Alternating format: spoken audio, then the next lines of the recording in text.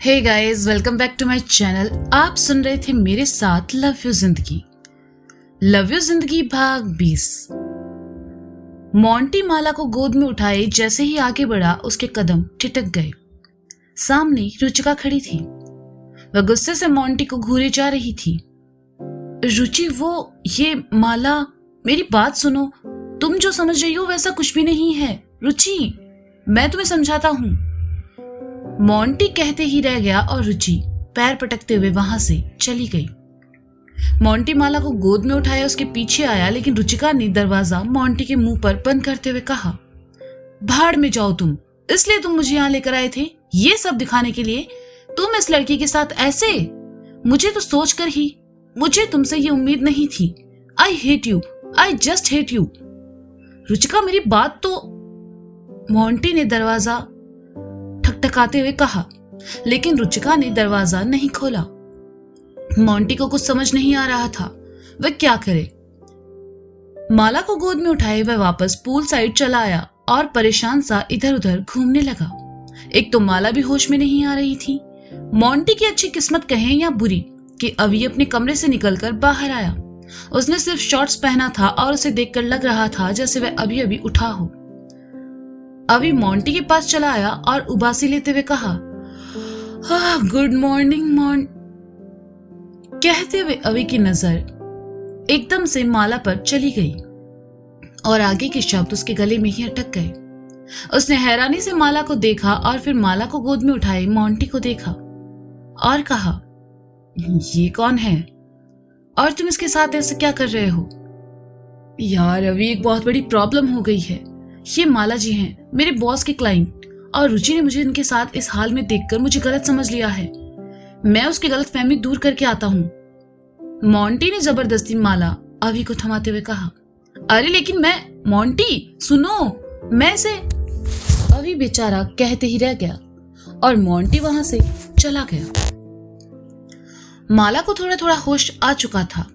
अभी ने उसे नीचे उतारा और कहा, आप ठीक हैं? हाँ, मेरा सर घूम रहा है, माला ने अभी की बाहों में फिसलते हुए कहा। अभी उसे संभाल ही रहा था कि तभी नैना आंखें मसलते हुए वहां चली आई। अभी को एक अनजान लड़की के साथ इतने करीब देखकर नैना को थोड़ी हैरानी हुई।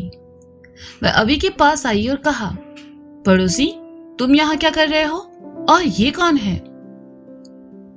ये अभी ने कहना चाहा, लेकिन अगले ही पल मोंटी ने रुचिका के साथ वहां आकर बात बिगाड़ दी और कहा, अरे नैना, ये अभी की दोस्त है।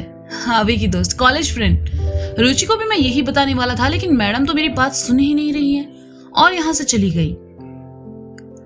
अभी ने सुना तो हक्का बक्का रह गया। वह तो माला को जानता तक नहीं था और मोंटी ने सीधे सीधे माला को उसका दोस्त बता दिया।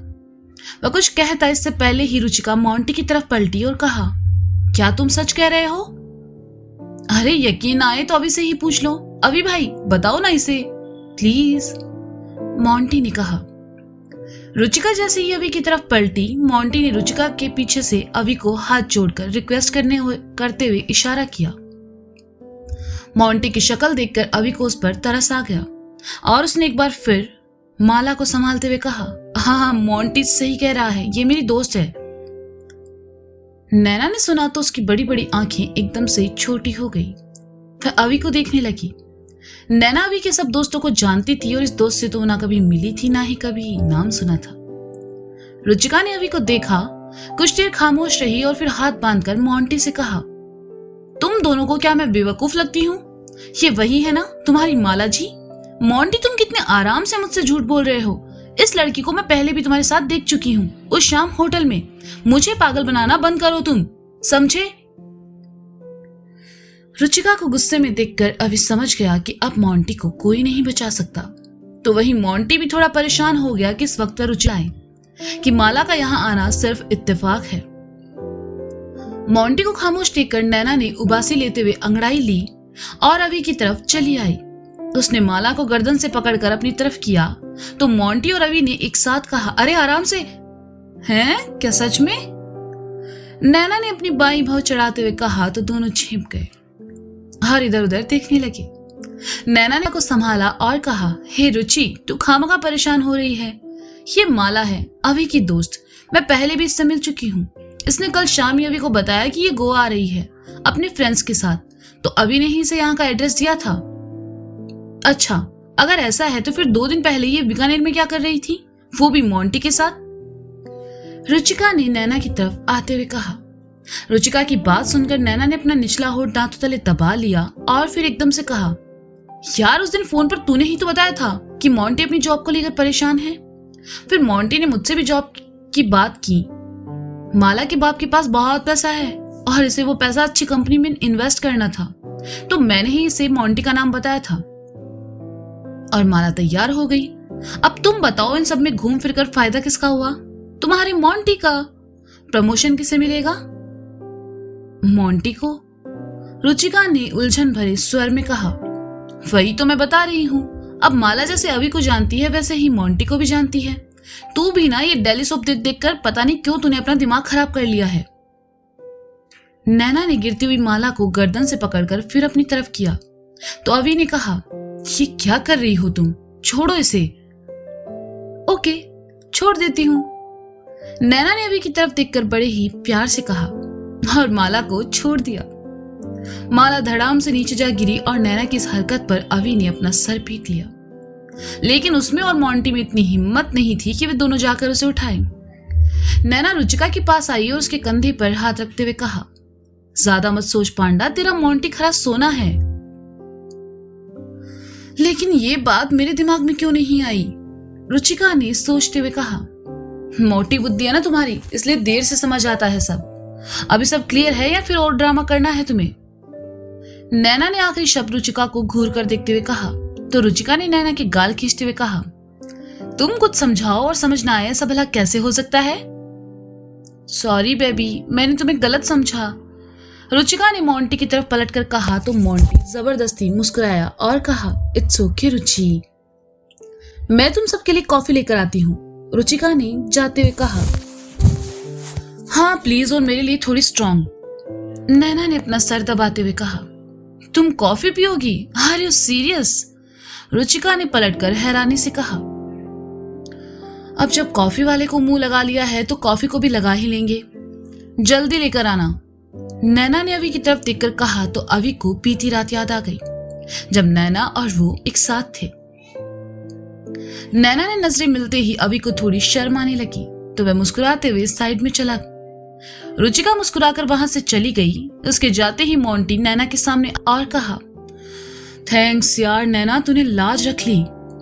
नैना पहले तो मुस्कुराई और फिर खींच कर एक घूंसा मोंटी के मुंह पर मारा।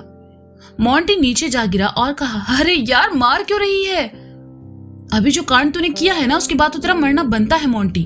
अब तू खुद से बताएगा या इस हुस्न परी को उठाकर इससे पूछूं? चल क्या रहा है तुम दोनों के बीच? नैना ने गुस्से से मोंटी को घूरते हुए कहा, अरे अभी भाई ने कहा था ना वो उनकी दोस्त। मोंटी ने इतना ही कहा कि नैना ने एक घूंसा और उसके मुंह पर दे मारा और कहा, मैंने मुंह तोड़ देना है तेरा अगर तूने इस मैटर में पड़ोसी का नाम लिया तो। गुल खिलाए तू और लंका लगे अभी की। क्या बात है नैना, मतलब इतना भरोसा अपने पड़ोसी पे? मोंटी ने नैना को छेड़ते हुए कहा, भरोसा नहीं होता तो उससे शादी नहीं करती।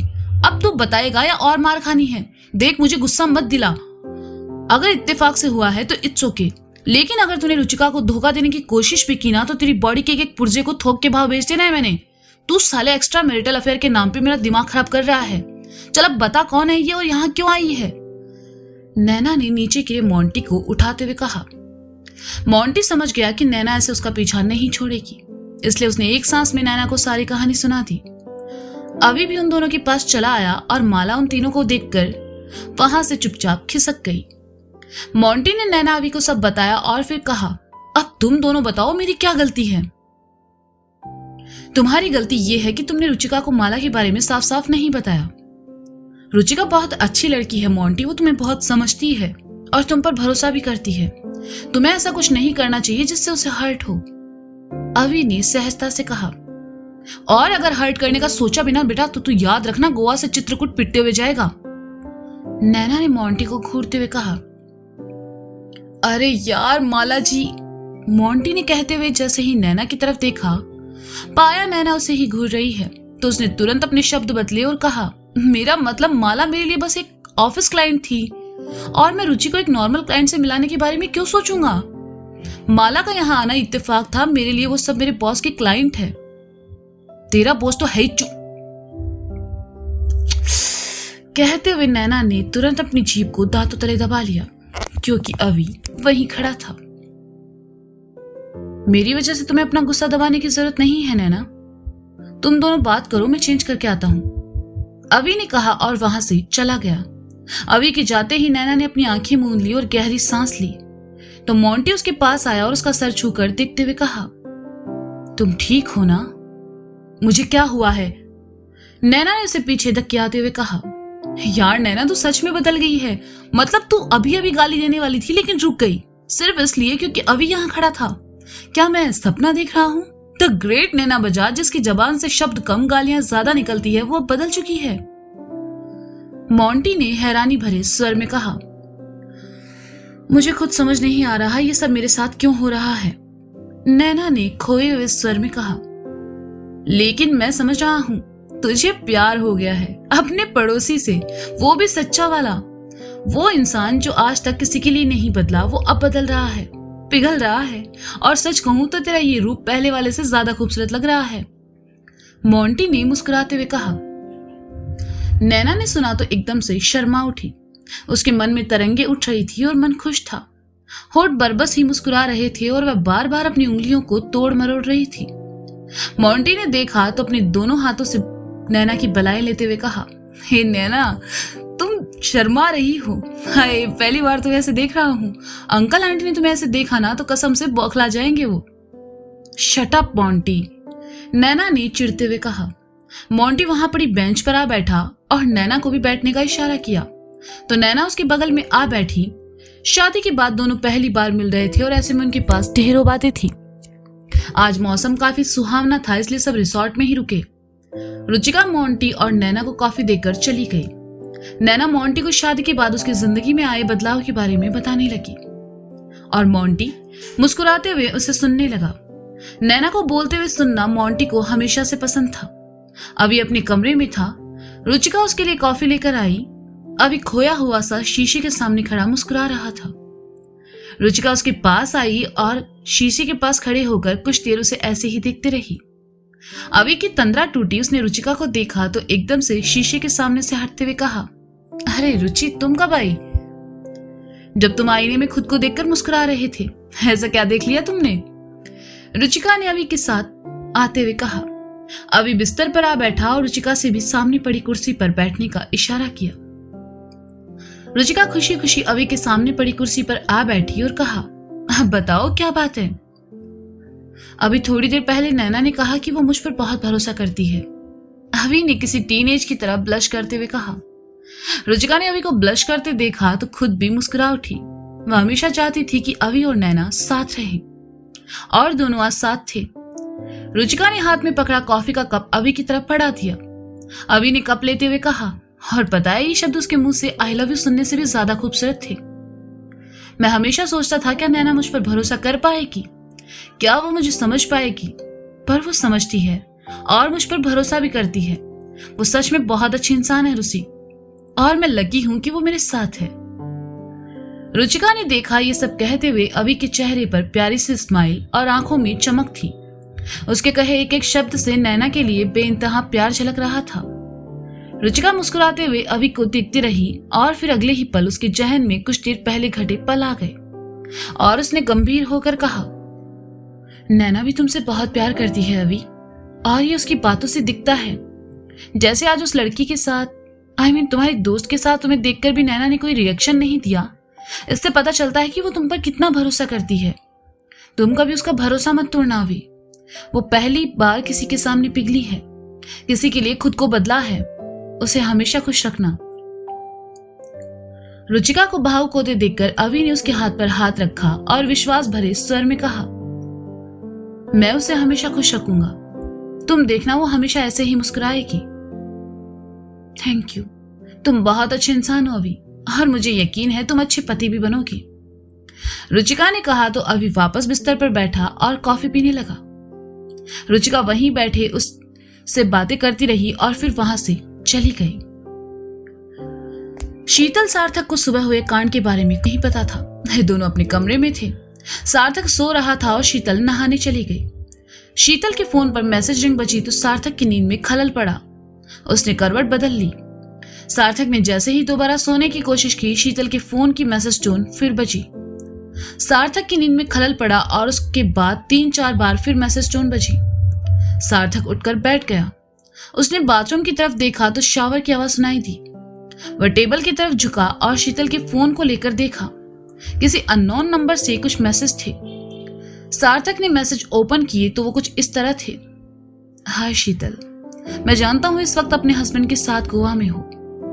मैं तुमसे मिलना चाहता हूं। प्लीज ना मत बोलना, सिर्फ 10 मिनट के लिए। मैं तुम्हारे जवाब का इंतजार करूंगा। तुम मुझसे मिलने आओगी ना? इतनी आसानी से हमारे बीच सब खत्म नहीं हो सकता। मैं जानता हूं अभी भी तुम्हारे दिल में मेरे लिए फीलिंग्स है। एक बार मुझसे मिलो प्लीज, मैं इंतजार करूंगा। सार्थक ने जैसे ही मैसेज पढ़े उसका दिल धड़क उठा और एक साथ कई ख्यालों ने उसे घेर लिया।